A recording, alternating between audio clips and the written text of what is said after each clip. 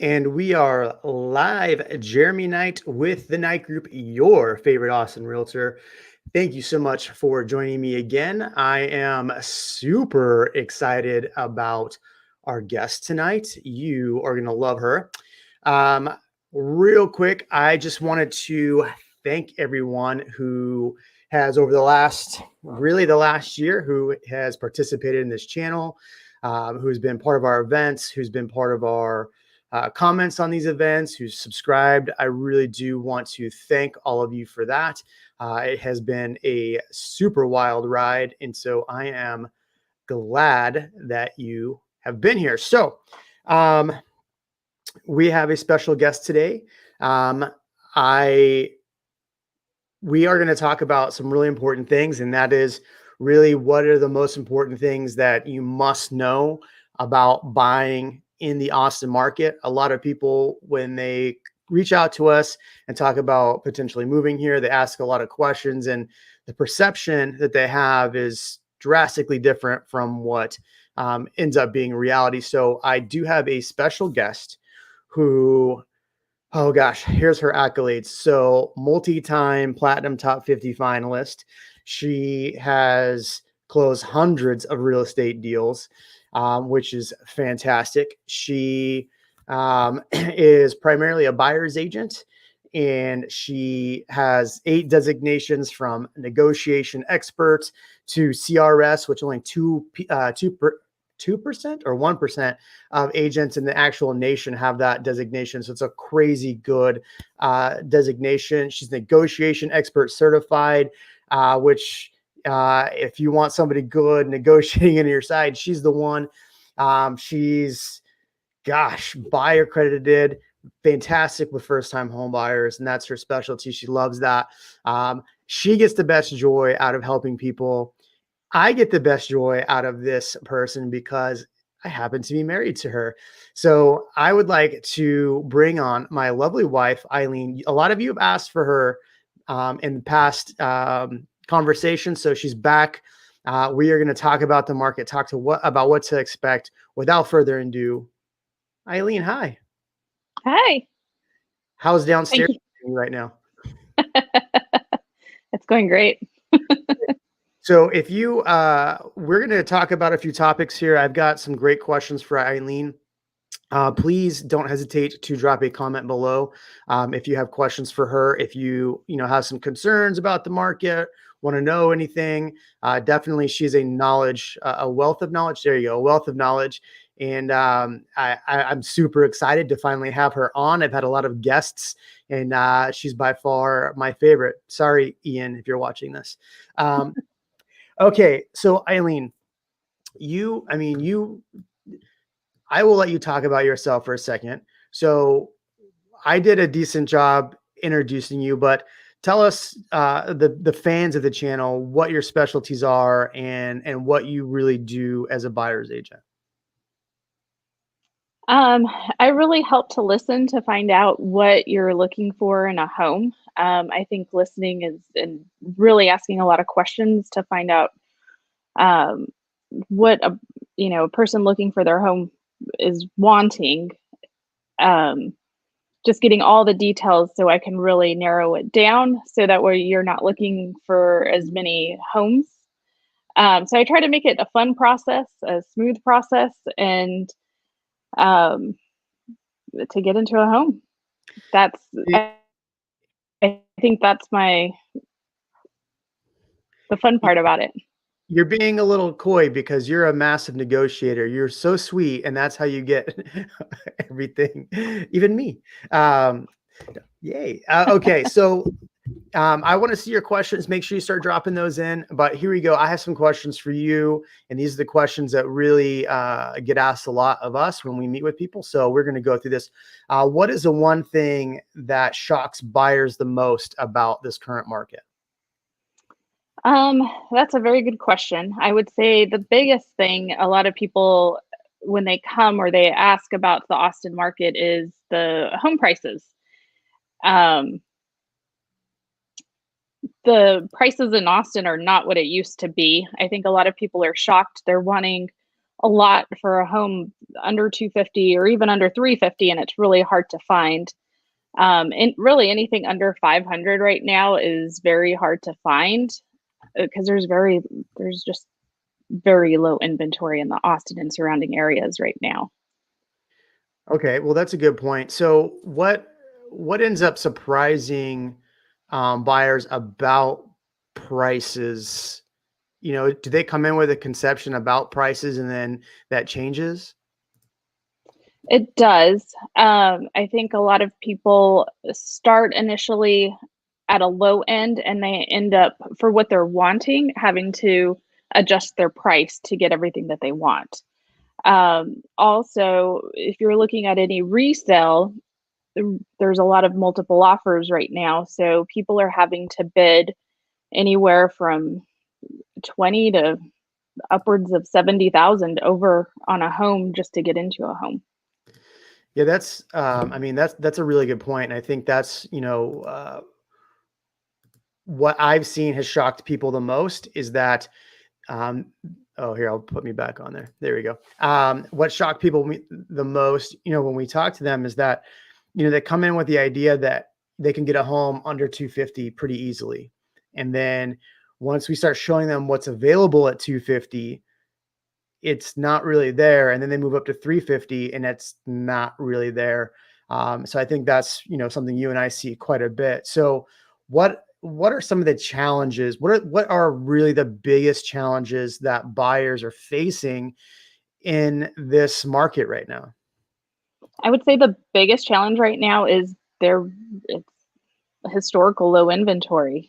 We have so many people moving to the Austin area that there's not enough homes. Another challenge is for new construction homes, there's a lumber shortage. There's a lot of labor shortages that the new home builders are not building as much. Putting they're putting contract limits per month on how many contracts they can write per month if they are even able to write a contract.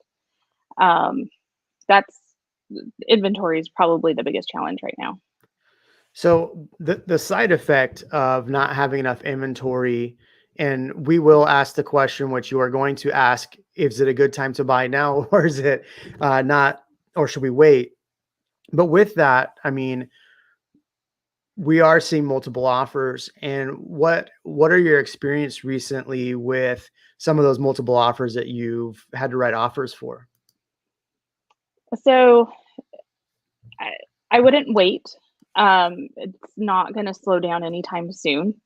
If we do get a little bit more inventory, we may start to see, instead of having 15 offers on one home, maybe 7 offers. So it's not going to stop. If you wait, you're just going to end up paying more as the months go by. Um, it is a challenge, but for all of our clients that we've been working with, we've been able to get them into a home. Oh, look at this. So says Ink says hi. Welcome back to the channel. I appreciate you. Please ask Eileen some questions. We're going to grill her really well tonight on her knowledge of the Austin market, considering she came on here earlier boasting about how she's the best and she's the best negotiator. Oh, wait, no, that was me talking about you. Okay. So, so the question that I think I hear a lot when we chat with buyers is that, well, where are some places we can buy that we're not seeing multiple offers? So where are you seeing multiple offers the most, and where are you not seeing multiple offers? That's a good question. At least in the Austin area, multiple offers are everywhere. As north as Georgetown, we've also helped all the way down to New Braunfels, and there's still multiple offers there. Yeah, that's it was interesting. So we had a client that wrote a contract in Georgetown. We get a lot of questions about Georgetown on this channel, and you will all be happy to know that I do have a video coming out next week. I spent a lot of time and energy really investigating which neighborhoods to buy in for next year. And so I got a couple in Georgetown. So we will have that in the next show, which will be Tuesday of next week. So we had a client that was offering in Georgetown on a nice little property. And how many offers did they see on that one?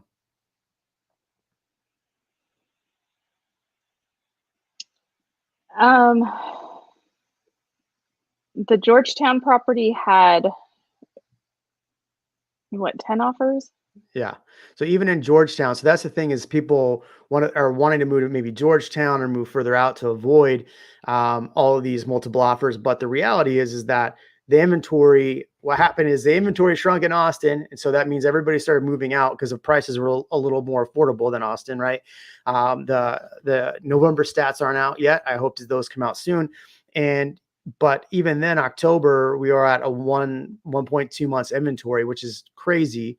And both where we've seen a lot of inventory in the past, which was Hayes and Williamson County, are both down to 1.5 months as well. So it's very low. Damien's on. Hi, Damien. Oh man, Damien, feel bad for him. We missed out on a really perfect property this weekend. Tons of offers, way over list price. We are gonna get you one, Damien, very shortly. Don't worry there. Says, are there any new constructions happening in Treviso, and what is your opinion on Treviso? This is a question that gets asked a lot, and Eileen actually has lots of experience in Treviso, so we'll let you to drop in and answer this one on Treviso.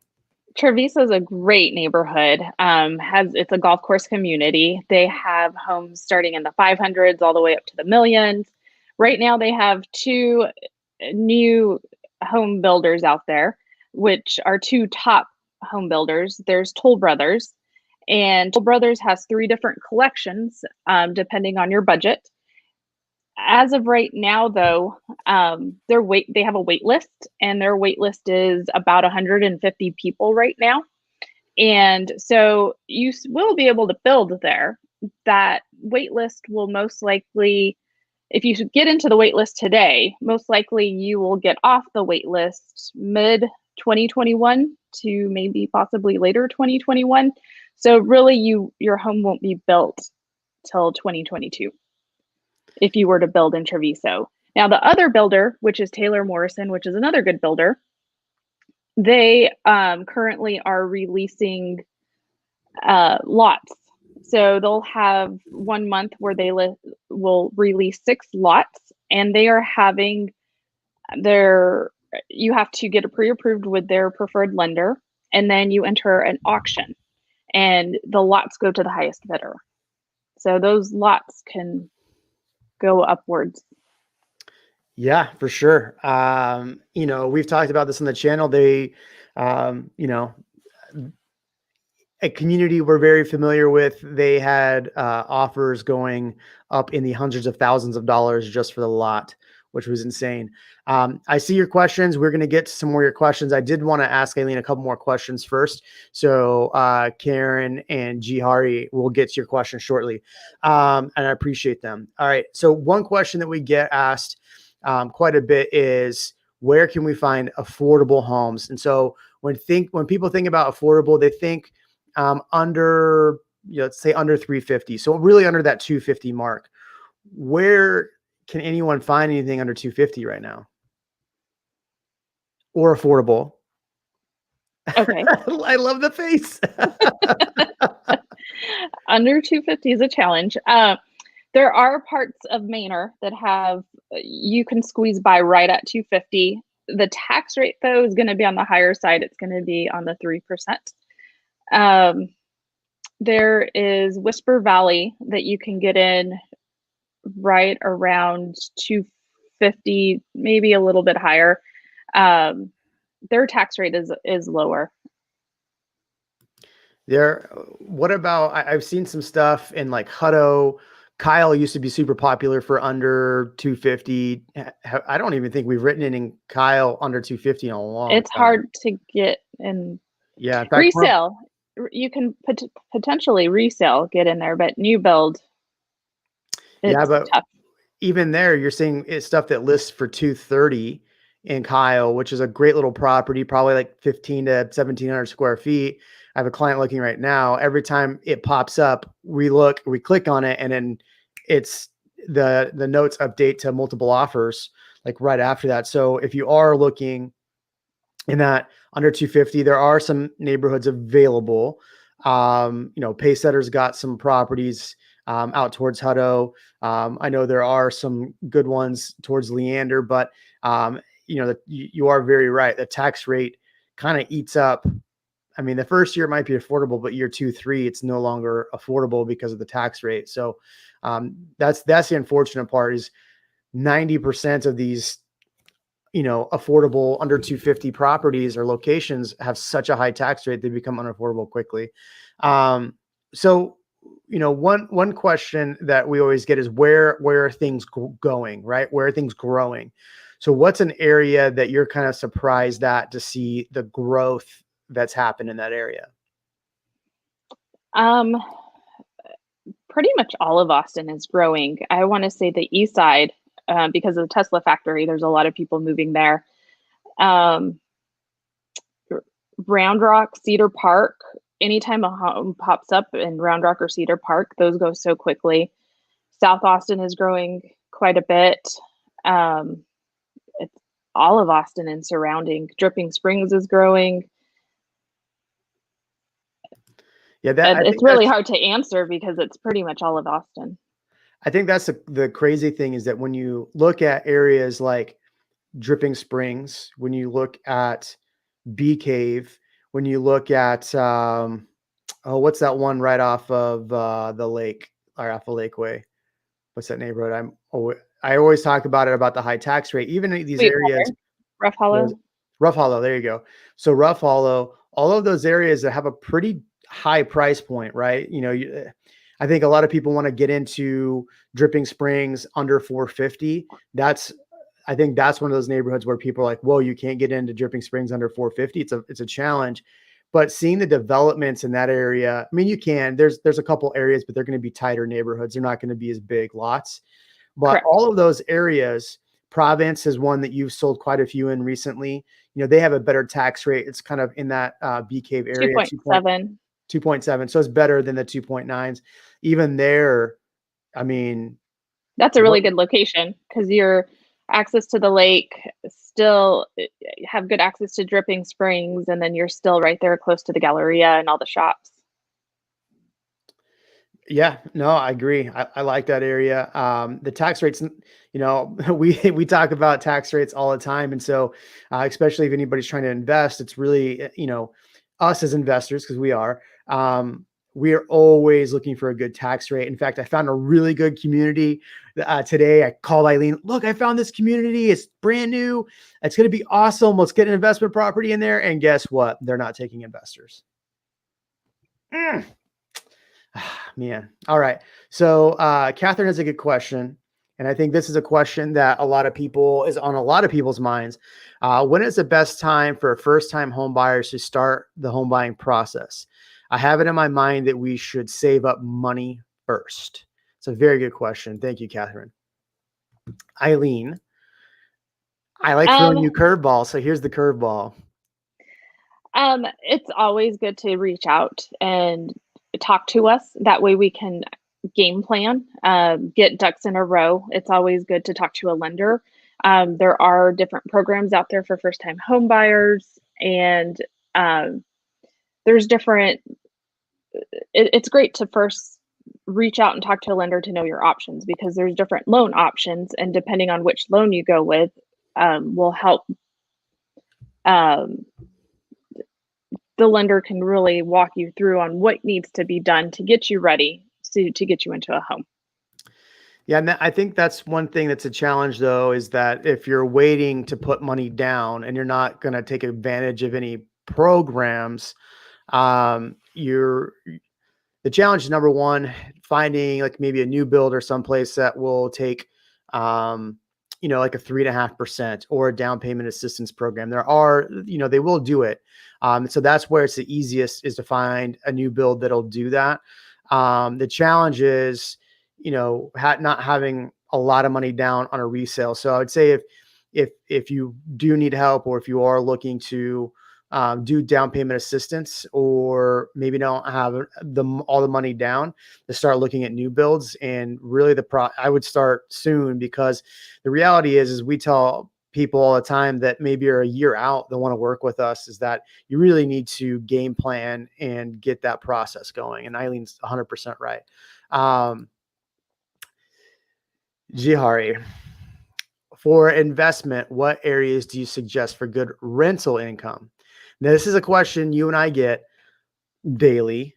We get constant questions from investors. I'll let you start because you're very good at this. So what do you think, Eileen? As far as, I'll put that question back up. There you go. okay. Anywhere in Austin is going to be a great rental. I would say Southwest is good. The biggest thing is you want to make sure it's a low tax rate, because as an investor, you may find a home that's in the 200-300s, but you're paying 3% tax. It's going to really eat into your profits. There's so many different locations, north, south, east.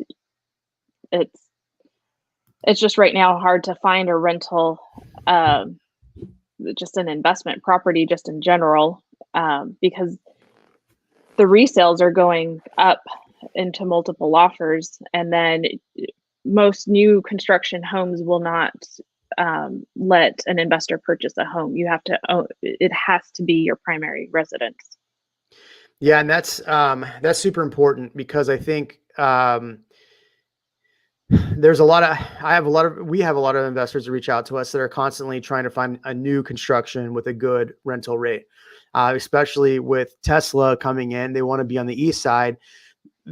The tough part is that there's maybe only 2 builders that I know of that will actually allow investors.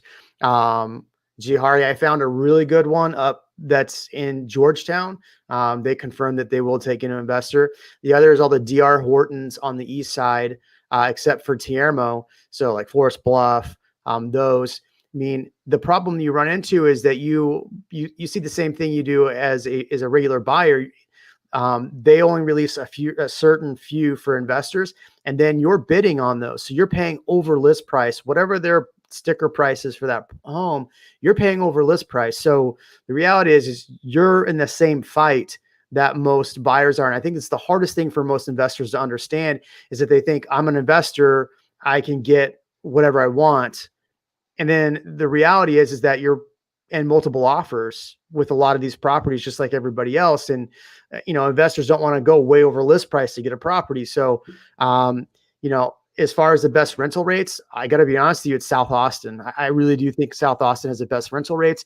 Why that is, there's not a ton of apartments. There's not a ton of, big complexes to live in like there is in North Austin or in East Austin. So the rates are much better in South Austin. The challenge is going to be finding something. He had another question too. For out-of-state investors, is it the right time to buy and hold, or shall we wait for some time more? I would not wait.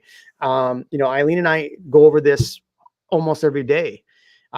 This is a great question. And this is a question I'm going to talk about in a future video and really more depth, is that the fact that, and Eileen can attest to this, is that everyone assumes that we are going to see a turn in the Texas market, right? Mm-hmm. You hear this constantly.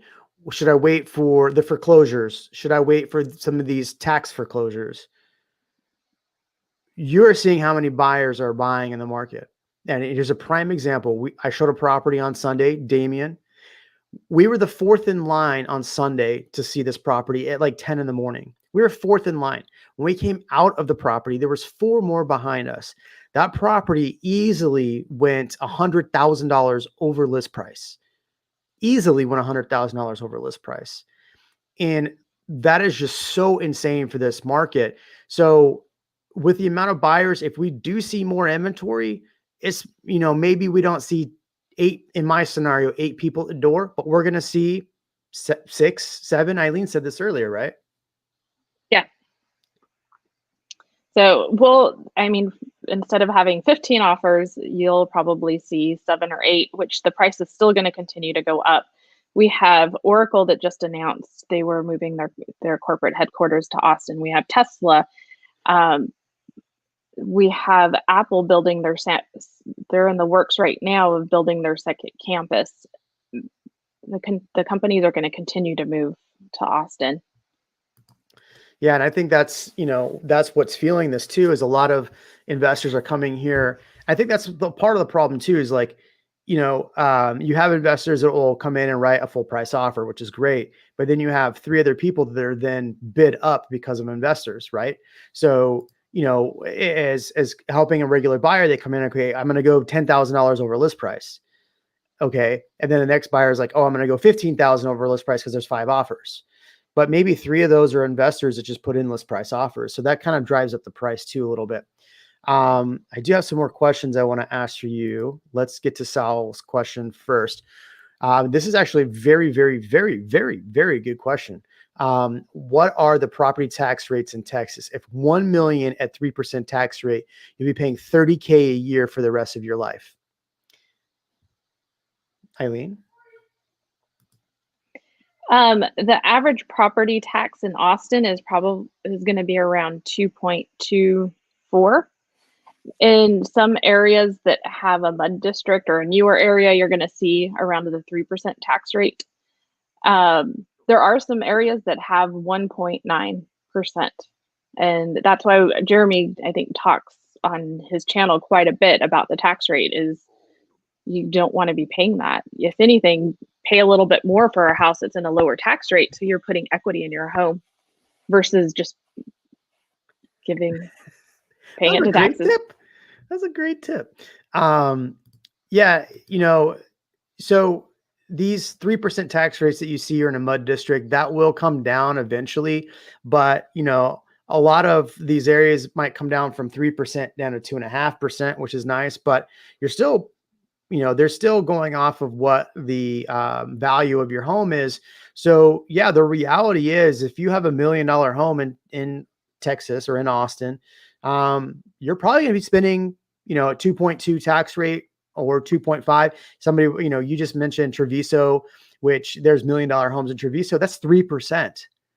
So yeah, 30 grand a year or more. I mean, I've had sellers in the I had clients. I mean, I had clients buying the $2.4 million range, and their tax rate was lower, 2%, but still like their taxes were a lot. Sazank, thank you so much for continuing to be a part of the channel. For someone thinking of moving after the pandemic situation, do you think buying is the best option or rent and buy? As you stated, it's either multiple offers or waitlist situation. I feel like we've answered this question a little bit, but I mean, the reality is, and I'll let Eileen chat on this a little bit, is that if prices are going from here to here, right? If that's a trajectory, and this is a 1-year time frame, and you can buy in, and yes, you may go over list price, but you pay here. So you would have paid here, but now you're paying here. And if prices are going this high in the next year, if you wait a year, you're going to be paying up here still. And I think, the challenge for that and what I'm seeing in our market is that everybody's assuming they're going to go down. To think, oh, so many people are on forbearance, so they're going to go into foreclosure. I had a huge argument on somebody else's channel about this the other day. They really ripped into me for saying that, granted they're in the Louisiana market, I'm in the Austin market, but they really ripped into me for saying that Austin isn't going to see this and Texas isn't going to see this the same. So do you expect Austin development? I didn't let you speak on that. Sorry, Eileen, did you want to jump in on Sazank's question? I'll touch on it a little right now. If you are financing with the interest rate as low as it is, what's your purchase price today? And you wait and interest rates go higher, your purchase power, not only with the prices going up, you're going to afford less. I love when you say purchase power. Okay.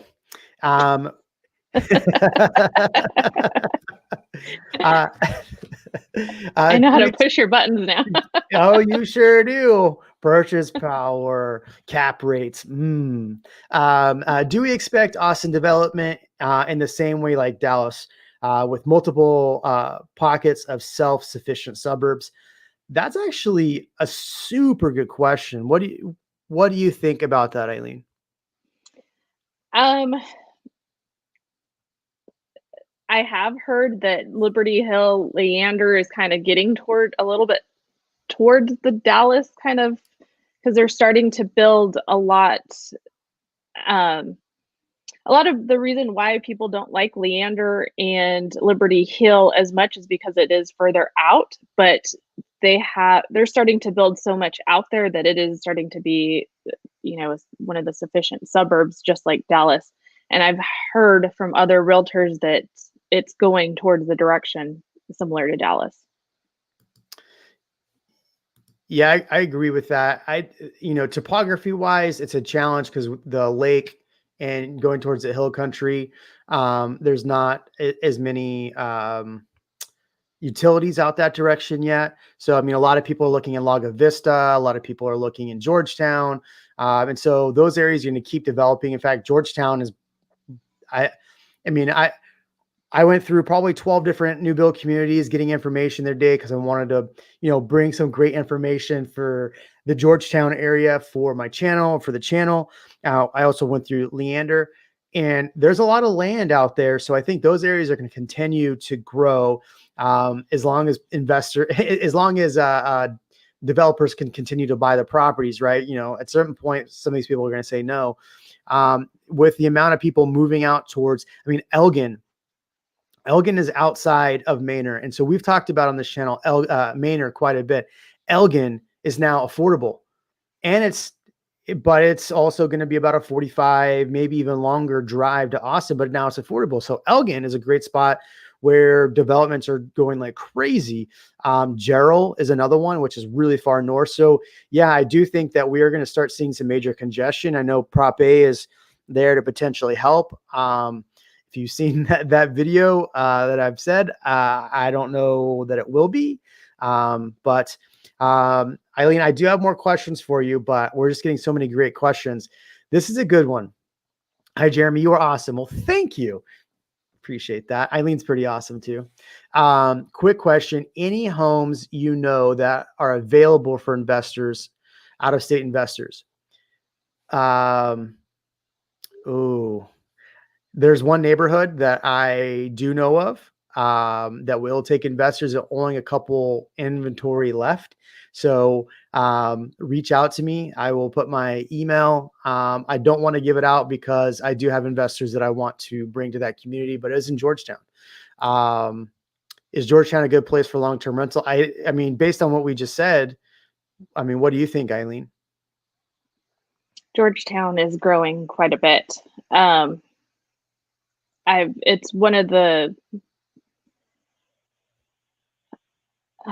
it's crazy to see how a lot of the surrounding areas have really just started to develop and grow, and it's not going to stop because Austin can't grow any further. It's just growing out, and Georgetown is the next place where a lot of people are moving to.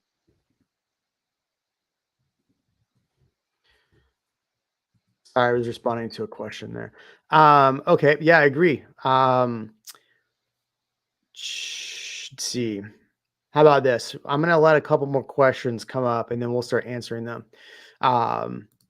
So this is one of the questions I had for you. What advice would you give buyers right now? What is your best advice, maybe in a multiple offer situation or whatever? What is your best advice for someone actually looking to buy in the market right now? Right now, you have to be prepared, especially if you're trying to buy resale homes. As soon as they hit the market, they're going to go within a day or two. If you see it on the market for 4 or 5 days, it's because the agent put it on a Wednesday, and then they're wanting to get as many people in over the weekend, and then they already have multiple offers. They're not going to make a decision. All offers are best and final by Monday. So the best is if you're using a lender, have a local lender. That's number one. The biggest thing with a local lender is making sure that they can close on time, and if they can do a quick close, because if the home's vacant, that seller is going to want to close as quickly as possible. Um, really, just having your ducks in a row, being best prepared for that multiple offer is is really what you need to do. So this is a really really good comment here, and thank you, Chad, for dropping this in. We were building in Del Valley and bought at 252. This same floor plan now sells for 300K. Um, what kind of realistic jumps in property value can I expect on my home in the coming years? So one question for you, Chad, if you'll drop in, how long ago did you close, or are you in the process of closing on that property now? Um, the thing with Del Valley, in my opinion, is it is a very high tax rate. Um, there's no infrastructure. There's no infrastructure in Del Valley, and I think that is the biggest problem with Del Valley. There's no HEBs, there's no shopping, there's no nothing out there. But you could say the same thing for a lot of those East Austin, like Tiarmo, Forest Bluff, Austin Austin's Colony. Colony, all of those areas don't have any infrastructure. So you really have to drive to get places. He says we closed January 13th and we signed. They signed on June. Okay. So that you close in January. So here's the thing. While I said that about the area, the reality is that because there is very little places to go and you can buy a new property still under 350, even though you are there. I mean, the reality is, I think, especially out there, you could see, growth into the 400s really in the next couple of years. So, I mean, what do you think about Del Valley, Eileen? In my assessment. East Austin, it's kind of considered East Austin, and it's growing. And they gave a lot of concessions for Tesla. So the school district gave a lot of concessions for Tesla to come in there. So because that is part of their ISD. Will school districts get better as population grows in Georgetown? That's a good question. Here's the thing is that the school districts are growing so quickly and they are collecting more taxes, more tax dollars every year as we continue to grow. I don't see them getting worse. Are they going to be drastically different than they are now? I don't, Georgetown, I think the downside of Georgetown is if you do go to, niche.com or great schools, they aren't rated as high as some of the other ISDs close by, some of the Leander ISDs. I think that will change. I'd like to hear Aileen's opinion on that. I think it'll change. I think it will get better. A lot of these go off testing. So, or test scores. I've seen certain things on some of these, gradings that bring down a value, and you look at the reason why, and it wasn't that great of a reason to begin with. So I don't know. That's a tough question. I really do think that you'll see some improvement. I just don't know where it's going to go. I mean, what do you think, Eileen? It's hard to say because a lot of the areas, especially Georgetown, they have newer schools. And so when you initially look at the ratings, they're not as good. Same thing with like Pflugerville. They have brand new schools. I have a lot of people moving to Pflugerville for the schools. But if you look at the ratings, they're not as good.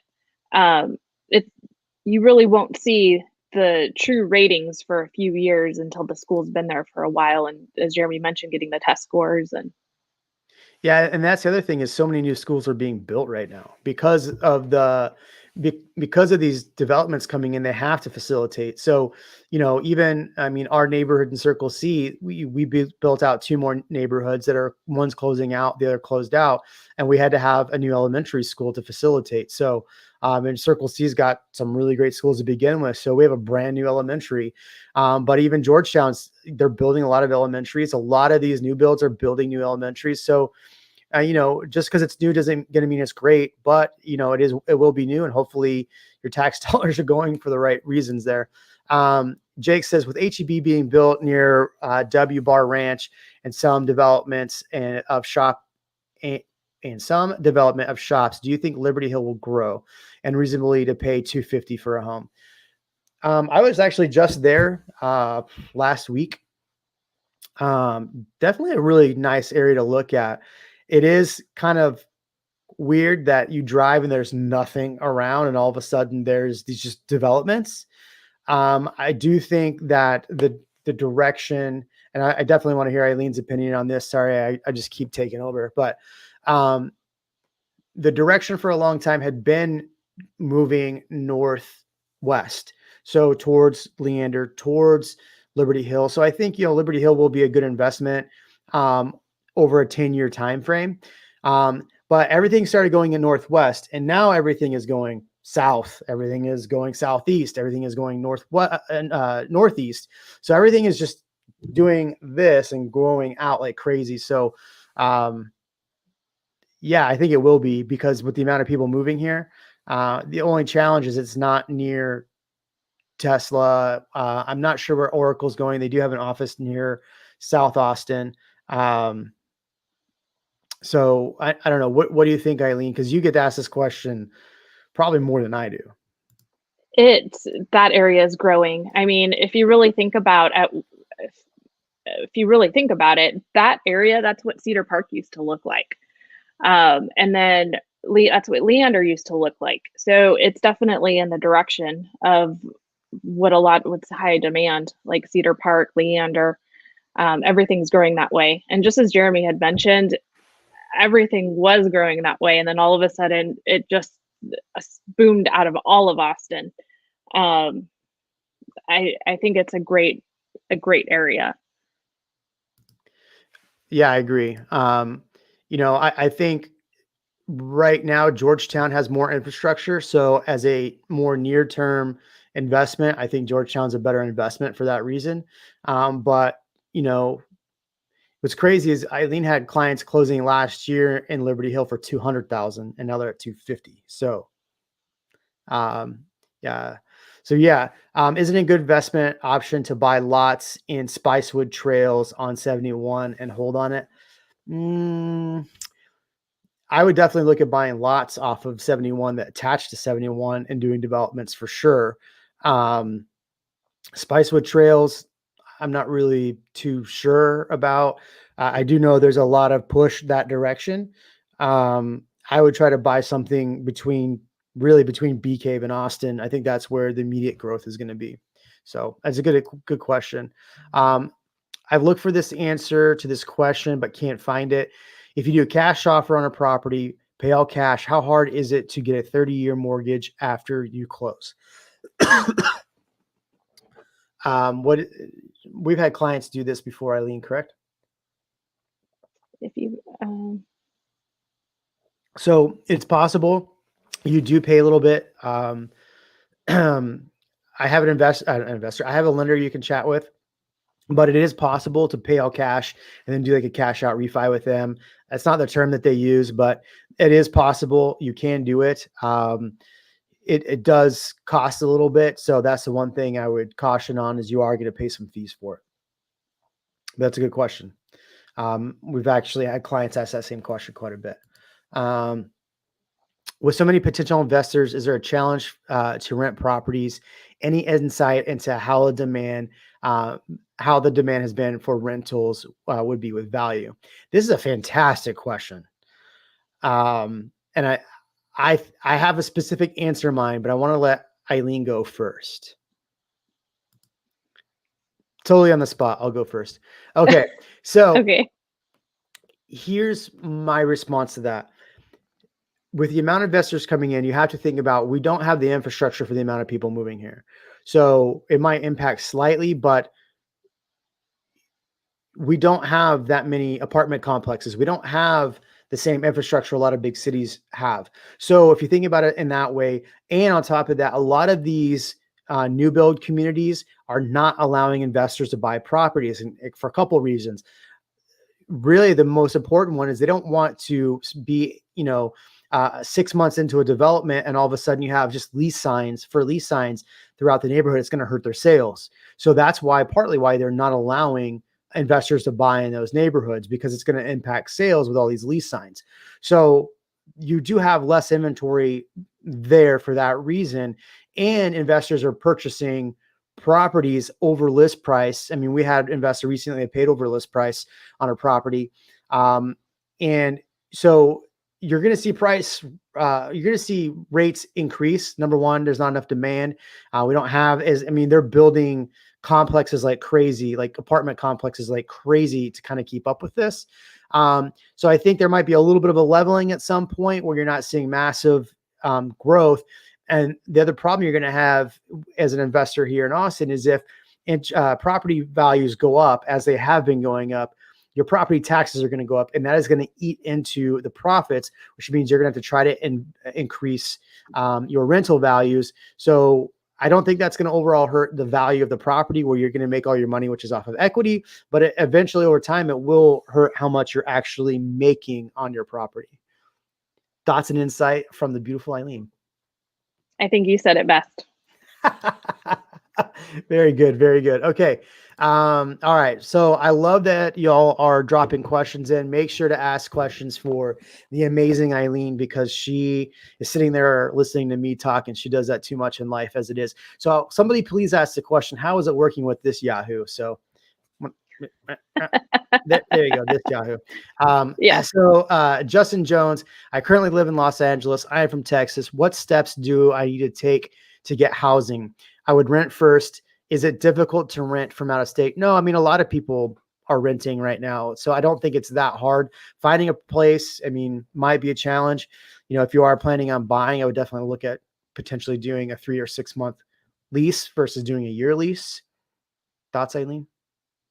I agree. If you're looking to buy, I wouldn't wait. Interest rates are at historic low. If you're going to need financing, do a month to month, a 3 month, 6 month, so that way you can get into a home as quickly as possible and put money towards your home instead of towards someone else's pocket. I will put the contact for my friend who does apartment locating in the comments on the replay. His name is Marcus. He does a very good job of apartment locating. So if anyone needs help with apartment locating, Eileen and myself do not do rentals very often, if at all. But Marcus would be definitely a good person. And if you're going to ask me, do you help with property management? Yes, I do have property management companies that we can send your way who have been fantastic with clients. So Justin, good luck, man. I hope you make it back to Texas. I'm in Georgetown, just moved here in the summer from Washington State. The schools are not nearly on par with where we came from. I love the people here, but the property taxes are not good. I mean, she said a very Seattle crime gal. I mean, you said it pretty well. I mean, it's, I don't think I have anything to add to that. More of a statement, not a question. Leroy responded to @Justin Jones. If you are going to rent an apartment, it's easy. If you're renting a house, it depends. Yeah, I mean, I would reach out to this guy because it looks like he's looking to buy a property. So maybe you can rent from him. Okay. So heading back down, property taxes are not worth what you get for education in Georgetown, but people are the best. Any thoughts, Eileen? I mean, I agree with that wholeheartedly. It depends. I mean, we found some places in Georgetown that were lower, but yeah, I did find recently some. But a majority of the Georgetown are going to be on the higher end, towards the 3%. Yeah. Yep. Just depends what pocket you're in. For sure. How do property taxes in Pflugerville compare to greater Austin area? I would say that the tax, I mean, here's the thing, and we've talked about this a lot, is that the tax rate for most of the new builds out there, most of them are going to be 3%, right around 2.92 to 3.1. If you look at most of Pflugerville, they actually reduced their baseline city tax a year ago.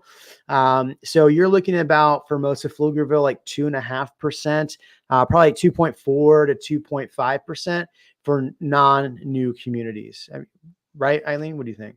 The older section is not as much. It's typically in the newer area that you're going to pay at the higher end towards the 3%. One thing to But, seriously go ahead. oh no, just the more established communities are going to be on the lower end. One thing to seriously note, and if you want to hear a video on this topic, please, I can go in more detail on it. But once you go east of I-35, there's a fault line. And so there's a lot of foundation issues.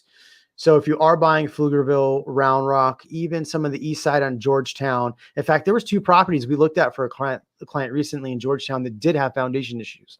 So on the east side of 35, you're going to see foundation issues. So when you're putting offers on property in those areas that are, 1980s, 1990s, even early 2000s, heck, 2010s, be aware that you're probably going to want to order a foundation inspection when you're under contract. Now, they might have already fixed the foundation, which is great, but and they will give a warranty on that. Just know that the warranty is only for the work. So if they did foundation work and it affects the other part of the foundation and that needs work, that's not covered. And that's something that's not talked about enough, because we do see it. I mean, literally, I was walking through a property, FaceTiming a buyer client, and I literally told her, I feel dizzy in this house. Like I literally feel dizzy in this house because of the foundation. And then there's a huge hole in the wall too. I mean, very, very noticeable. Sometimes there's not noticeable, but anything else to add, Eileen? Eileen lives her whole life just listening to me ramble on. So she does a good job of just smiling and nodding her head. On a house listed at $499, what range are you seeing final closing price being? Ooh, Eileen, please talk about your experience that you saw. I mean, we can talk about experience, but you did see this just this weekend alone. Mm-hmm. Just this weekend. 2 homes. One probably went over $100,000 over. If the home is move-in ready, it looks nice, those are the ones that are going higher. If the home is needing some cosmetic upgrades, maybe new countertops, paint the cabinets, new flooring, those are still going into multiple offer, but not as high, because not as many people want to put into the work, do the work, and pay money to do that. Yeah, I think that's a good point, is that what we're seeing with a lot of these multiple offers, the homes that are beautifully updated are seeing, I'll give an example. So $499, it depends on the area. So Leroy, if you wouldn't mind dropping down the area, I could probably tell you in a little more better detail. But we looked at 2 properties in South Austin. One was listed at $465. It probably sold $515-ish. So that's a pretty decent jump. And another one that was really nicely updated at $515 probably sold for $6 to $615 cash offer. So Circle C, I probably saw this property. Circle C, you're probably looking at 75 to 100,000 over list price. Wouldn't you agree, Eileen, at Circle C? Oh yeah. That's yeah. And if it's the one I'm thinking about, it needed a little bit of work. And that probably still sold for 60 to 75,000 over. And that's a better opportunity. I mean, because you're into it for 560 at that point, you put 40 grand into it, you're into it for 600. If you resold that house, it's probably going to sell for a heck of a lot more, especially right now. I mean, you brought up a good point. If you can find something that does need a little bit of work, and maybe you put $30,000 over list price, let's say just in that example at $499, it sold 30 grand over, and it needed a little bit of work, and then you put in the extra 30 to 40 grand and then flipped it, like that's where people are making a ton of money. The house that we saw sold the house that we're talking about in South Austin that was at 515 originally bought for what, 380, and that was in multiple offers like That was in 500. multiple offer. So they And bought it. they bought it 20 grand over. It was About 4 months originally, ago, mhm, and it was then it's going listed. to sell for 600. Yeah. I mean, maybe more. So, good questions. Leroy, I appreciate that one. Circle C is tough right now. I do have one coming on the market in that price point in Gray Rock in the next couple months. That would be one to keep an eye on. It's under 1,700 square feet. I can't give you a price point yet, or they make me put it on the market. So it's in that range. There you go. How is Coventry Homes as a builder? Are we in a contract with Coventry right now? Is that the They one? were just, yeah, they just bought out M&I Homes. But They're a good builder. is that the one that our clients in Georgetown Yeah. just went under contract? Oh, it is. Yeah. Okay. Yeah. There's Century is the other one that I was thinking of. Yeah, Coventry makes a really nice product. We saw it. We had clients went under contract in Georgetown with Coventry. It's a beautiful build. They did buy M&I out. So, I mean,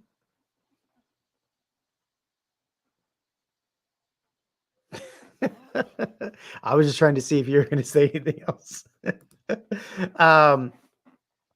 What are your forecasts for property pricing in Leander, Georgetown, Liberty Hill 2021? Would 5% increase be a fair expectation? I would Yeah. say so. Yeah. I mean, the reality is Austin has seen a 14% increase this year. It's 13. It was like 13.3. I keep saying 14, but over 13% increase month over month. Not month, but for the year. So if we look at October of last year, it's a almost 14% increase. More sales, less inventory.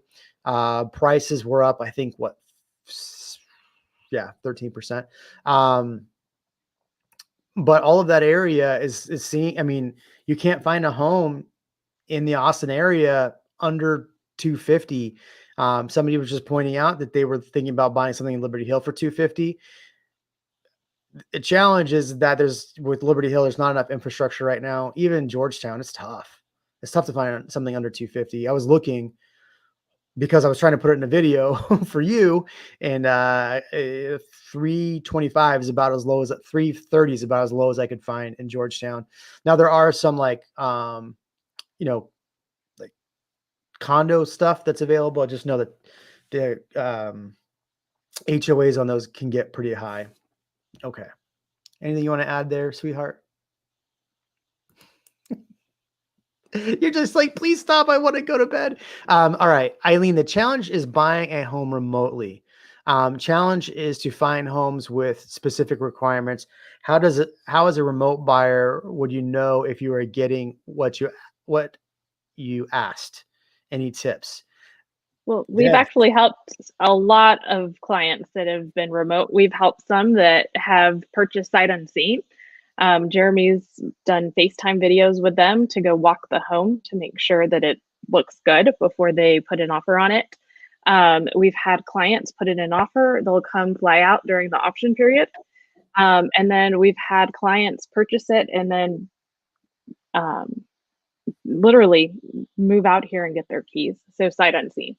So different scenarios. It just depends on your situation and your comfort level on buying it remotely. But we always ask a ton of questions as to what you're looking for, so we can help you find the perfect place.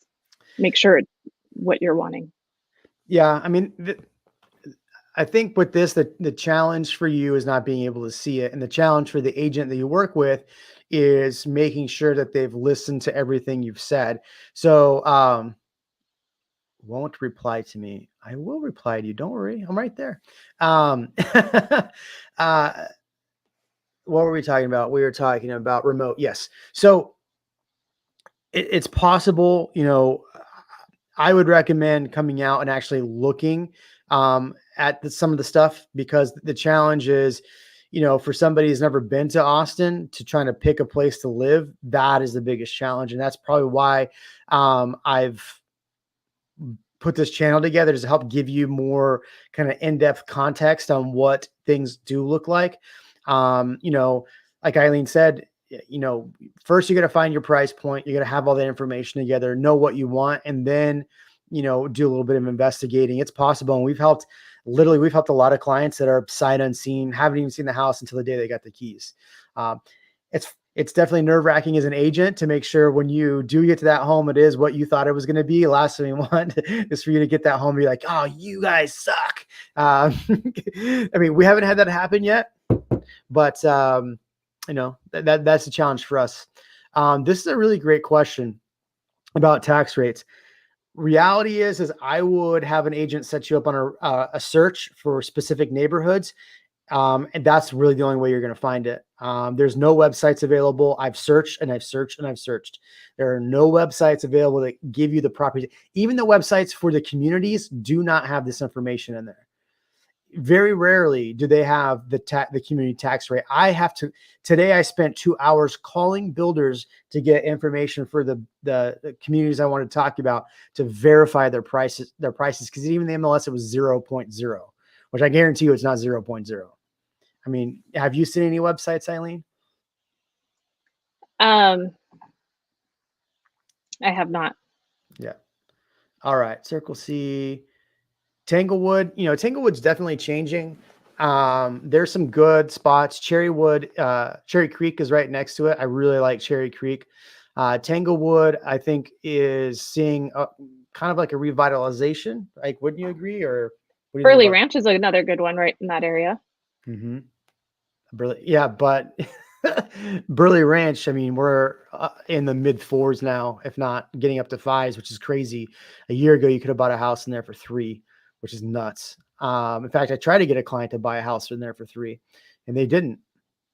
Planning to relocate to Austin from the Bay Area, and even though I'm giving express content and writing, builders won't reply to me. There you go. Builders won't reply to me. Not you. Got it. Okay. So now it makes sense. Let's go back to this question. Planning to relocate to Austin from the Bay Area. And even though I'm giving express consent in writing, builders won't reply to her. Help, please. Yeah. I mean, today I literally have called this one specific builder 4 times and not once will they answer their phone. So either they're not in the development or, they're not answering their phone because they're so busy. You can call these builders directly, but if you want, here's the thing: the online sales reps when you go to the websites, don't give you the actual phone number for the direct rep. It's the online directory. If they don't answer, you're not getting in. So you got to have the direct link. So if there's a specific builder you're trying to get out, talk to, shoot me an email. I've dropped it above in the comments. I'll try to get you information for them because, these builders are so busy that they don't even take walk-ins anymore. They will literally lock their doors and not take walk-ins. I mean, isn't that right? Right. You have to make an appointment. And a lot of times if they're not answering, how the heck do you set an appointment if they're not answering the phone? Well, a lot has to do too. Where is this new build? Because there's some where the community is already sold out, or they're limiting the amount of sales and they've already met it. There's a few builders that I know that their name is on the website, but now they're in a totally different community. So if you call about that one, they don't have anything available. So that's why they're not even answering the phone. Yeah, and that's a challenge too. If you're buying in a property or in a neighborhood where they're closing out and the reps are already gone, and you're trying to set closings and you're trying to do final walks, they're not there. So we've actually had that recently where the reps weren't even there, and it was a pain in the ass just to get somebody out there to meet with us. So yeah, if they're on their way out, they can be a challenge. Charles Wheat, what's up, man? Hello from California. He's moving to Georgetown. He's really excited about, I think, Bar W, right? Right, Charles? Is that what you said? Seattle Crime Girl says to rent for a year, but the tax rate is insane. She says, come out, look around for a year. I would say try to do a 3-month lease or a 6-month lease. versus an entire year, but definitely give yourself time to look around. I mean, what do you normally tell clients when they said they're going to come out and look, Eileen? The best thing for them to do is to drive around. We've had clients that came for this one community and they drive out and then they drive to other communities and fall in love. So I would definitely, if you can come out at least the long, you don't want to be here too long, but you want to give yourself enough time to get familiarized with the different areas so you know where you want to be. And so the question that we get asked about this coming out is with you can't say the word because I get demonetized here on the old YouTubes, but with the Kafifa still going around, a lot of people are scared to get on planes to fly out. They're worried that we're still shut down.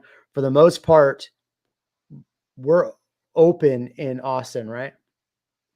Correct. Yeah. So if you're wanting to come out and look, you do have to get on a plane or you have to drive. You do have to be safe. When we're showing properties, you do have to wear a mask. We do have to be careful. Don't be offended if we don't stand next to you, or give you space. It's just part of the game right now. So yeah, that's the thing. A lot of people are scared to come out. They're scared to jump on a plane, and I get it. If you feel like you want to jump on a plane and come out, you can. You can still see homes. Just be very careful, yeah, I want to stay off the pandemic conversation. All right, Mel, this is a good question. Eileen, how are you feeling over there first? You good? I'm doing great. $1 million bucks? Yes. Okay, good. All right. Mel says, what about Wimberley? Very nice. Very nice. I like Wimberley a lot. I mean, you're going to get some really great space, homes, a little more acreage. The one thing that you have to be very careful about Wimberley is that a good chunk of it, well, I wouldn't say good, some of it is in a big flood zone. We had big Wimberley floods a couple years ago, but overall the schools are actually, I have my insurance guy, his kids go to Wimberley schools and they love it. So, it's a little bit slower pace of life. There's not as much out there. It's definitely a beautiful, beautiful area. One thing, if you're going to move to either Dripping Springs too, but Wimberley, I highly recommend you get a brush guard on your vehicle. Now, brush guard is that big rack that sits in front of the grill of your truck or your SUV, even your car, because there are deer and you probably will hit a deer. I know everybody I've ever heard that lives in Wimberley has hit a deer at one point. So be careful there. Right, Eileen? Oh dear. Oh, you're the best. Justin says, still depends on where you're from. I'm paying $3,000 a month for a 2-bedroom apartment, 2-bedroom, 2-bath apartment. Here's a crazy thing. We were talking to some clients the other day that was paying $2,600 a month for a 3-bedroom, 2-bath in San Diego. I'm like, wow, what you can get for $2,600 a month in Texas is way better than a 3-2 apartment in San Diego. But I mean, you got to live in Austin versus San Diego, which it's up to you if that's a good idea or not. I mean, I don't know. We're from San Diego and That's a great idea. a great idea. Yeah. JW says, I'll be paying 15 to 20% more in a year. I think he's talking about taxes. Oh, or maybe values. Yeah. I mean, the reality is if you wait a year, it could be 15 to 20% more. I mean, that's everybody's saying that the market's going to change and turn. Maybe some markets in Texas, but my favorite subjects were stats. And Brian's got a good question there. Sorry, ADD guys, I apologize. My favorite subjects is stats, and I'm looking at the stats, and it is really hard for me to get over this with the amount of people. Like, here's the thing is you hear on the news or you hear in these articles that, oh, this is what's going to happen. Obviously, it's up to you if you want to believe the media or not. I mean, it's up to you. I'm not saying it is good or bad, but you read these articles and they talk about how the market's going to change and all of these things and all of this. The reality is that these people don't work on the ground. They're looking at numbers and they're trying to write a provocative article to get you to read it so they get clicks. The reality is we're seeing it on a daily basis, right? So we're seeing on a daily basis the amount of people that are going into multiple offers, how many offers are on properties. I just don't see that changing. I mean, there'd have to be a lot of inventory for that to change. So somebody had said something up here that I thought was a good. Oh, here we go. Do you know what the VA limit is for 0 down? Here's 725. It is changed in Texas. I want to say it is still set at 725. It was 420, but they've increased it. I'd have to double check with my lender. The last VA that we had bought was in the 5s. So I know you can buy VA in the 5s. So do you know, Eileen? Not off the top of my head right now. It used to not be universal, but I do think it is universal now, 725. Don't quote me on that, but that's why I always have a good lender that I call for those questions. Can I purchase from California online? I see homes going from new to pending in a matter of 30 hours. Yes, you can. That's a good question. As long as you have your lender set up. So like Eileen said, have a good local lender. Yes, So a good local lender. So as long as you have a good local lender and if you're going to be working remote and you have a letter from your company saying you're going to work remote, we have so many clients moving out that are working remote. Yeah, you definitely can buy and we can definitely help you there as well if you need it. Six Creeks and Kyle, is it worth it to pay off PID tax up front? That's a good question. That's a good question. I like Six Creeks a lot. In fact, you got me. It's in one of my next videos. I think the tax rate there is really nice. Is it worth it to pay off the PID in advance? You got to work your numbers. You got to look at your numbers. If it's not going to make sense for your monthly payment to do it, if it's going to, you got to think about how much money you're paying out of pocket for that. So I would look at that. It's a conversation to really look at the numbers. And I hate that I can't answer that question outright. But it's up to you. It's the same thing when people ask about refinancing. It might not make sense for every single person to refinance at a certain time, because you got to look at how long you're going to hold on to that property. You're going to have to look at how long you're going to be paying that. So it's a kind of a hard question to ask. Max VA loan for 0 down. Yeah, you asked that. I really do think it's I'm pretty sure it's in the 5s, if not up to 725. Justin, I'll ask Sarah. 510, 400. If you're approved for that and there's a property we can probably an offer on, we have a lot of people that buy homes sight unseen, right? We have a lot of people who fly out for a weekend, buy a home and leave and come back a month later too.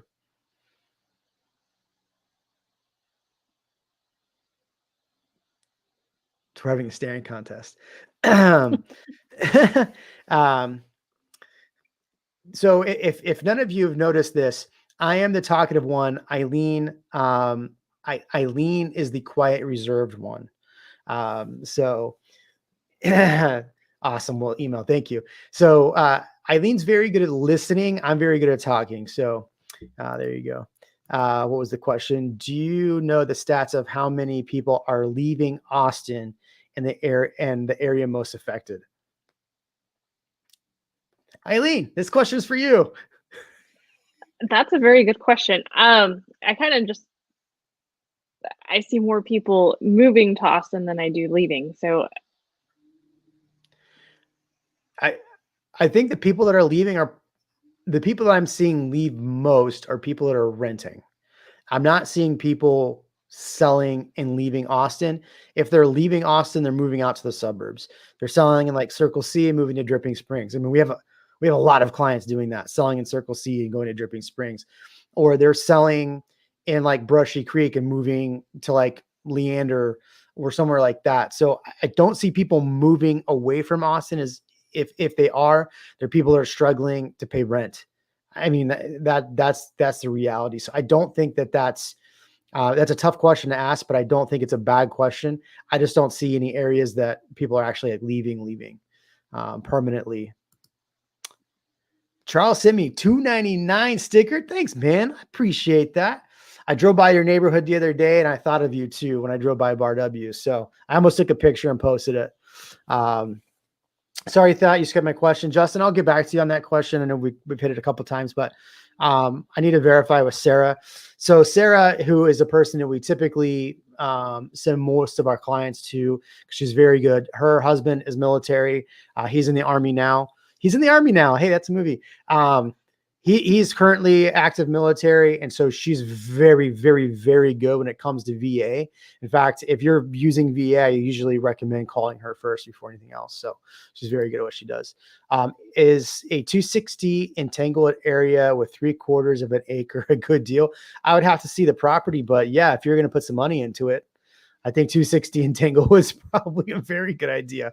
Diego, if you found that property and it's not on the market, I'd buy that thing right now. Venkat K. Hello, Jeremy. Do you recommend Buda Kyle as an investment property? Yes and no. Eileen, tell them why. It's going to depend where in Buda. Some of you get into the newer area, they're going to be in the higher tax rate. You can find really inexpensive, on the lower end as far as Buda and Kyle is price point wise, but the taxes are a little bit higher. I agree. So it's funny, as I had a neighbor reach out to me and they're talking about investing out there. And then they called me all excited. Hey, we bought an investment property. I'm like, okay, where? And then they told me, I'm like, you do realize the tax rate's 3.1%, right? And they're like, oh, well, we didn't really think that was gonna be a problem. I'm like, yeah, that's going to be a big problem. You should have called me first. I would have told you not to buy that. So the person that told them to buy it just was some realtor looking for a paycheck. So there you go. Charles, thanks, man. Again, I love having you when you pop on. You always put out some really good questions. I'm excited for you to move to Georgetown. When you get here, I'll buy you a beer. It'll be an Austin beer. I hope that's okay. Pauly Shore movie, Justin, man, you're the man. I appreciate you. Definitely shoot me a line. I'll look up that and maybe I'll put a post. Here's what I'll do. I'll reach out to Sarah and then drop a comment in here afterwards. If you don't reach out to me, because that's a good question. I know it has gone up and I'm pretty sure it's over 5 because we've had VA clients buy in the 550s. Actually, we just had a VA buyer buy for 690 in Southwest Austin. And hey, Justin, here's the thing about VA. Depending on if you have any amount of disability, you do pay less in property taxes depending on your level of disability. If you're at 100% disabled vet, you are pay 0 property taxes in Texas. So that's something to consider. You've answered many of this, but can I email you for a local lender recommendation? Yes. My local lender is that we recommend. Eileen, go ahead and give out her information. Sarah Morris with CMG. She's fantastic. She's helped so many of our clients. She'll definitely take good care of you and answer all of the lender questions. Things change so much. We just don't want to tell you incorrectly. Yeah. And here's the thing, the reality is when you come buy property in Austin, it doesn't matter which local lender you use. It does and it doesn't. I mean, every local lender is different, right? Everyone is going to be better than an online bank. It's going to be better than, a credit union, an online lender, or a big bank. I've had some successful closings with Wells Fargo, but the reality is a lot of those banks, and I've had some unsuccessful with Wells Fargo and Chase. A local lender is going to have better control over their appraisers. The reality is why we usually recommend Sarah is we would typically give out 3 different lenders to chat with, right? So our clients would go through the due diligence of talking to all 3 lenders. And then it would come down to pretty much everybody would end up using Sarah for a couple of reasons. Either she would beat everybody else on rates, or she just had better communication in general and they like talking with her more. And if you're doing VA or a first-time home buyer, it's very important to have good communication. Or if you're an investor, great rates. So that's why we just kind of stopped giving everybody 3 and just started giving everybody Sarah. Yeah. Charles said he's going to buy me a beer. Sweet. Local craft IPA is all I need, man. Jeremy, which website would you recommend for new construction and resale home search? Eileen, what's that website that we usually recommend? It's austinighthomes.com. It's my website. Oh, that's a good one. Yeah. New Home Search is a website you can use for new homes. The reality is some of the information will be on my website as well. If they have information, if they have active inventory, there'll be some information on there. So yeah, you can use my website. We've updated that thing and it's been a lot better than any website we've ever had in the past. So I'm pretty proud of it now. If you don't like it, let me know. I'd love some feedback. Eileen, I got a question for you. I don't have a question for you. Justin says, thanks for the info. I had no, Justin said 10%. So go to whatever CAD you're going to use. So TCAD, HCAD. Williamson County, Travis County, or Hayes County, go onto their website and look under homesteads and it'll tell you how much breakdown that'll be. 10% is good because it should give you a bit of a break there, but go on to every county's website because it might be a little bit different. I don't think it's 100% the same on each one. How so unsuccessful closings with Wells Fargo and Chase? What's your experience? That's a good question. So we did use Chase quite a bit. And I've used Chase a couple of different times. It really had to come down to the lender or to the loan officer. The one particular loan officer that we used made closing every time. And that's huge right now. In Texas, if you do not close on time, the seller has the right to put the home back on the market and keep your earnest money. And that's huge because right now with prices continuing to go up, if they know they're going to get more money and you don't close on time, they'd much rather put it back on the market. You could very well get that. The big thing with the big banks is they have so many different people that you're working with. The communication is not as good to get your questions answered. And typically they're maybe a 45-day close and a lot of them don't close on time. That's the biggest hurdle. I mean, our friend who was with Chase, we were always like, man, I can't believe Chase is closing so easily. And he was like, dude, if you had only any idea of how hard it is for me to get them to close your deals on time, he's like, I'm up all night trying to get these done. Because if it were up to them, they would just close whenever the heck they wanted. So keep that in mind that, if you are trying to use a big bank, like Eileen said, not being able to close in 30 days in this hot of a market. We've just talked about this whole time about how many times we're getting into multiple offers. Here's the thing, the 2 multiple offers that we got in with the same client, both times the agent called their lender. Now, if you're using a big bank, they will never be able to get a hold of your lender. So what happens? What do you think happens to your offer if you have another offer that they can get a hold of that lender, but not a hold of your lender, and they're the same price? They just kick you to the side. So that's also another reason. And Eileen brought up a good point about not closing on time. So I recently had a builder. Now this is a crazy, wild story, and buckle up because this one is crazy. So we had a client that was in the process of purchasing. They were building with, I'm not going to say their name because I don't want to get any lawsuits with this company, but they had given my client their preferred lender. And we always tell you even though you might going to use the the preferred lender because you get some incentives. We always tell you to get pre-approved with an outside lender. So the outside lender had said, look, everything is good to go on our end. We can do all of these things that they want to do. No problem. The in-house lender said, oh, we can do it. No big deal. So they were getting incentives. So they went with the in-house lender. 7-month build happens. We get down to 2 days before closing, and the in-house preferred lender for the builder comes out and says, oh, you know what? We can't close on time because of this. So we can't close with you at all. So big whoop. Sorry. No, we can't do it.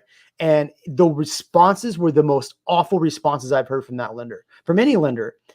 And the reasoning why, so we went back to our preferred lender where I was like, hey, what are they saying that's not right? And she went through everything. So it was Sarah, and went through everything, was like, yeah, they're pretty much potentially lying to you. We found out that they were shopping that house to other buyers 50 grand higher than what we were under contract for. We found out that they were shopping it to other buyers a week before we even found out there was an issue with that lender. The builder was. So that is a very wild story. Luckily, my client had cash, could close last minute, but had they not, there is a story with, and since the story's out, I'll go ahead and just say the name of this builder. Castle Rock actually did that to a client where the in-house lender couldn't close at the last minute, put the house back on the market 50 grand more and sold it. Now that wasn't my scenario, but we had a 50 grand more they were shopping this property for. We were in a contract in the 330 range. They were shopping it for 380 to other people. That is insane. When I found out, I was so livid for my client. But luckily, we were able to work some things out for them. But had they not, the reality is, even though we had the backup lender and we were ready to roll, potentially they could have just put it back on the market. They were already planning on selling it and didn't tell us well before it fell out. It was potentially about to fall out of contract. So sorry for that story. Given how quickly homes in Austin are increasing, does a homestead exemption cap how much you will end up paying for taxes if you live in a home long-term? It's going to cap what they can raise it year over year. So yes, it does, but it doesn't at the same time. And plus they just added Prop A and Prop B, which there's no cap on. I don't think there's a cap on Prop A and Prop B, which are going to add probably about $500 more a year for each homeowner. So that's kind of a bad scenario. But it caps it at like 10%. They try to change it to 8%, but it caps that they can only increase your taxes about 10% per year. Charles, if you close in 2020, which is before the end of the year, you can file your homestead in January of next year. If you close in any time in 2021, you can't homestead your home until 2022. You can't homestead your home the same year you purchase. And he said he would never do business with Wells Fargo. I appreciate that. You're welcome. Say Yang. Appreciate you. I will never do. He said it twice. There we go. All right. We're getting to the end here. Eileen's got to jump off because she has a 8-year-old to take care of. We both do. So let's get these last couple questions in and we're going to jump off. All right. As a first-time buyer, do you recommend putting 20% down? We can use any first-time home buyer programs available. Can we? So there's not really any first-time home buyer right now. Is there, Eileen? I mean, if you're doing down payment assistance, there is, like T-Shack. You know, that's a great question. That's a great question for Sarah. I haven't seen anything recently. They do have different programs, and sometimes the programs run out of funds. So I'm not sure. Yeah, I know there is chat about a home buyer program in the new administration. It's a $15,000 tax credit. That would be great for first-time home buyers. I don't think it's going to help with winning a multiple offer situation, though. It's only going to make prices go up even more. I think it's a great program. If you can use it and do it, absolutely do it if they have it come out. So that's a good program to think about for next year. As far as putting 20% down, everybody's scenario is different. It'll make you look better on paper if you put 20% down versus 3 or 5%. So, so last question, 10 to 19% may receive so $5,000 property exemption. Thanks for all the info. I'm taking off, but reach out soon. So there you go. So we just gave out great information. Justin loved it. Y'all loved it. We appreciate you. Eileen Knight, the beautiful and wonderful. I did have this question. I didn't answer it. We're going to answer the last question. Who is the better realtor? Are you Definitely putting me Eileen. on the spot, or are you gonna? No, I'm gonna answer. Eileen's the better realtor. She's prettier. She sweet talks people better than I can. She's definitely the better realtor. So, I think we make a great team. All right, there we go. See, we do make a great team. All right, everybody, thank you so much. If you haven't already subscribed, make sure you do. Share this with a friend. If you found value in this, please drop a comment on the replay. Really appreciate that. Y'all have been amazing. Eileen, say bye to everybody. Bye. Thank you.